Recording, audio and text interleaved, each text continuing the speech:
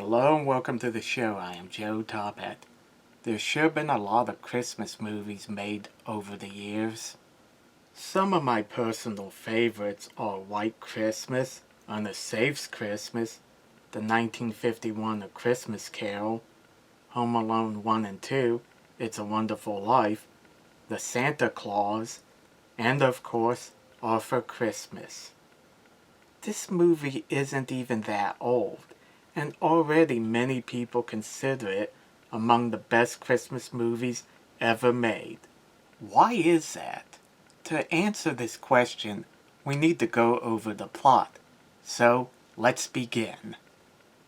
A little girl named Gwen Hines writes a letter to Santa asking for a pink bike. She also has some basic questions about Santa Claus that most kids would ask, like how he is able to live so long, and how he is able to deliver all the toys in one night. Like On a Safe Christmas and the Santa Claus, Arthur Christmas establishes that there's been many different Santas over the years, going all the way back to St. Nicholas. Unlike those movies, the title Santa is passed from father to son. The current Santa is Malcolm Claus, the 20th to hold the title. Malcolm doesn't fly around in a sleigh pulled by reindeer. He travels on a high-tech craft called the S1. He is assisted by several elves, who do most of the work. The movie makes it clear that Malcolm is way past his prime, as he doesn't seem to know what's going on half the time. He also relies heavily on his son Steve, who micromanages the whole operation from the command center. In other words, Malcolm has been reduced to a figurehead, while Steve calls the shots. Steve is next in line for Santa, since this is supposed to be Malcolm's last mission. Steve prepares to take over the role, only to learn that his father wants to continue being Santa. Other members of the Claus family include Malcolm's wife Margaret, who is the most level-headed of the bunch, Grand Santa, Malcolm's father and previous Santa. Grand Santa is easily my favorite character in the movie. He hates how high-tech Steve made delivering presents. He is always telling stories about how he did things in the old days, like how he completed his final mission with 6 reindeer and a drunk elf. I couldn't believe he said drunk elf. That's hilarious. Grand Santa and Steve argue over what's better, the old ways or the new. Also, Grand Santa can see that his son has been reduced to nothing more than a figurehead. At one point, Grand Santa tells Steve that the only way he can be Santa is if he bumps off his father.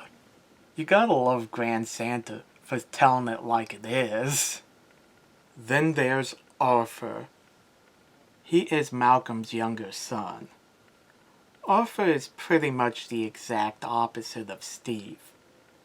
While Steve is calm, level-headed, tech-savvy, and good in a crisis, Arthur is a worrier, klutzy, not tech-savvy, and terrible in a crisis. The elves don't respect him. Steve sees him as a nuisance, and Malcolm views him as a puzzle. Due to a mishap, Gwen's bike wasn't delivered. Arthur is concerned that a child has been missed. He informs his father, who then refers to Steve, as to what to do. Steve advises against taking the S1 to deliver the bike, for it could be damaged. He also emphasizes the fact that they've had the best year yet when it comes to delivering presents. Who cares about one child? Steve wants to deliver the gift a few days after Christmas. Peter, his brown-nosed assistant, states that even if they don't deliver the bike, Gwen would just think she had been naughty, so it's a win-win for them. Yeah, Peter's definitely the biggest jerk in the movie. Arthur is unwilling to accept this, so he turns to Grand Santa. Grand Santa has a way to get the bike to Gwen, with his old sleigh, Evie, and the descendants of the original 8 reindeer. Grand Santa, Arthur, and an elf named Bryony go to deliver the last gift. I love how Arthur Christmas handles the theme of old versus new. It would have been easy to make Steve the villain for wanting to use technology. The message could have been technology bad, old ways better. Heck, Steve had the makings of being the villain simply because he didn't want to deliver the bike. The fact is, Steve isn't refusing to deliver Gwen's bike just to be mean. He is a big picture guy, and he sees missing one child insignificant. Steve cares about getting the job done, but he fails to think about the children who received the presents. This doesn't mean he's bad. Steve is just caught up in his own work. As for Grand Santa, we see that his old ways don't gel with the modern world. He relies on outdated maps, and Evie is like a death trap. This shows that Steve isn't wrong and wanting to use updated tech.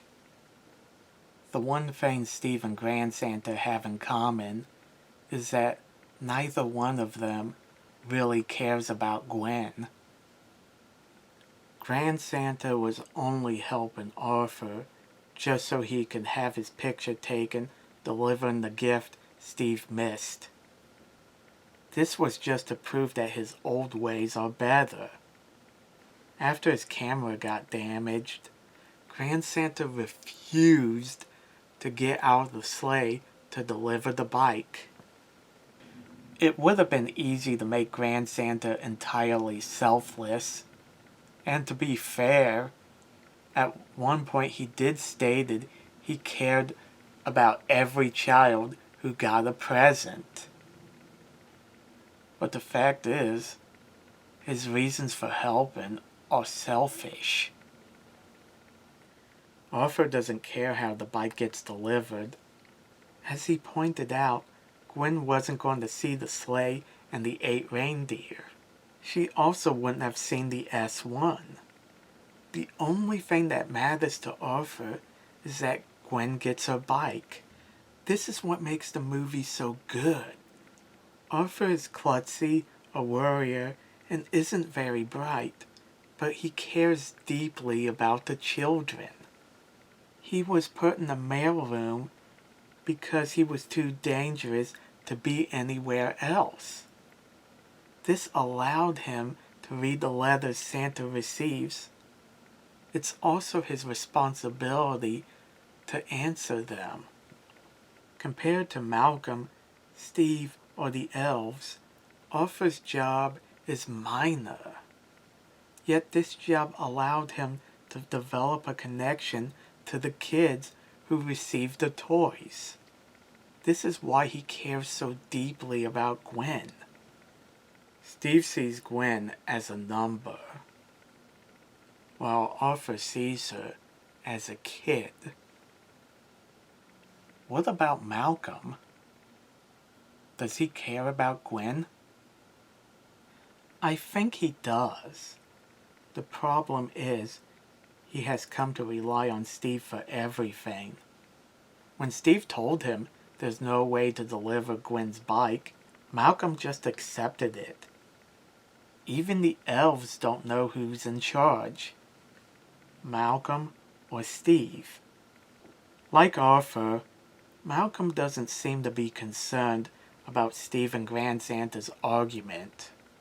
He only cares about the toys getting delivered. There's no question about it. Malcolm loves being Santa. It's just that he's past his prime. The business has become so large and high-tech, Malcolm can no longer keep up. Yet he doesn't want to retire because his whole identity is tied to being Santa. In one of my favorite scenes, Malcolm asks Margaret who would he be if he's no longer Santa. She replies, "You will be my Malcolm," indicating that there's so much more to him.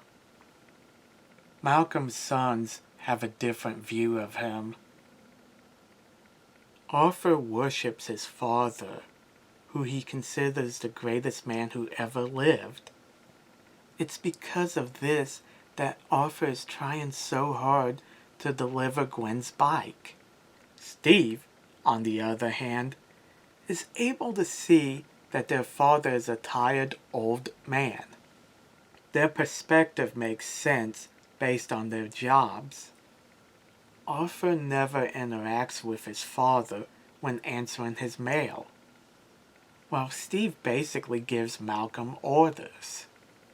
As for Malcolm, it's obvious he cares about both his sons. It would have been easy for the movie to make him favor one over the other, but it doesn't go that route.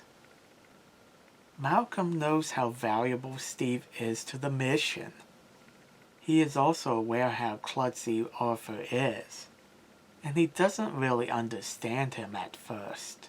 This doesn't mean Malcolm doesn't love him. He seemed pretty happy to see Arthur after coming home from the mission. Steve and the elves wanted Arthur as far away from them as possible, whereas Malcolm genuinely seemed happy to see his son. Over time, we see Malcolm start to understand Arthur, and that he has more in common with him than he thought. A lot of Christmas specials and movies go with the Christmas needs to be safe cliché. This usually means that something happened to Santa and someone needs to take his place. I don't really mind those type of specials. A lot of them are amongst my favorite. I just love how Arthur Christmas takes a different route. All but one gift has been delivered. Each one of the Claus men has to go through a character arc as a result. Steve learns that every child matters. He comes to realize that he wouldn't make a good Santa because he isn't very good with kids. So he chooses to pass on taking the mantle and give it to his brother. Grand Santa learns that the old ways aren't always the best way. It's not a bad thing to update how the toys are delivered. The most important thing is that the kids receive their gifts. Malcolm learns that retirement isn't the end of the world. There comes a time when the old has to make way for the new. He also seems to appreciate both his sons more, especially Arthur. As for Arthur, he learns how to problem solve and take charge. Now that he's the new Santa, he combines the best of both the old and the new ways of delivering presents. The most heartwarming scene in the movie is when the Claus men watch Gwen unwrap her gift. Malcolm admits that over the years he had been so busy delivering the presents, he never took the time to watch the children unwrap, and admits that maybe he had been too busy. The look on Steve's face shows that he might have felt a little guilty for not wanting to deliver her present. I mean, throughout the movie, he had been very level-headed and rather emotionless. But this was like the first time he actually thought about the children who received their presents. And that might be the reason why he chose to pass on being Santa. And I have to admit, I love that Gwen got to see Arthur, who's the new Santa. Thanks for watching.